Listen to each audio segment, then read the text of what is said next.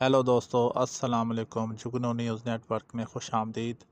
دوستو، national data base and registration authority NADRA نے Pakistan Tehreek Insaf P T I رہنماؤں کے شناختی کارڈ بلاک کرنے کی تردید کر دی۔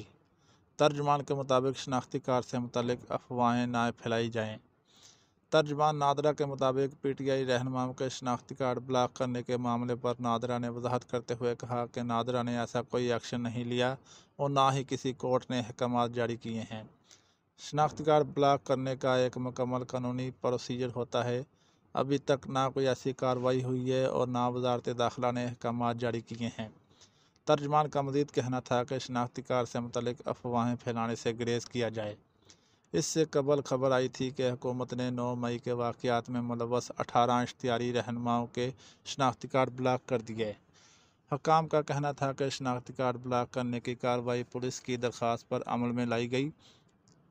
پولیس حکام کے مطابق تمام ملزمان اے ٹی سی میں پیش ہوئے بغیر قانونی حقوق حاصل نہیں کر سکتے۔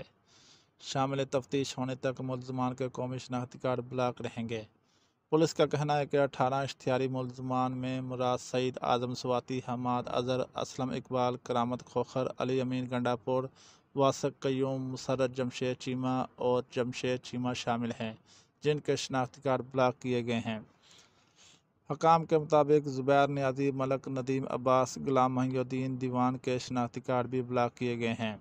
حکام کا کہنا ہے کہ اشتہاری ملزمان شناختی کارڈ کے ذریعے حاصل ہونے والی تمام سہولیات سے محروم رہیں گے۔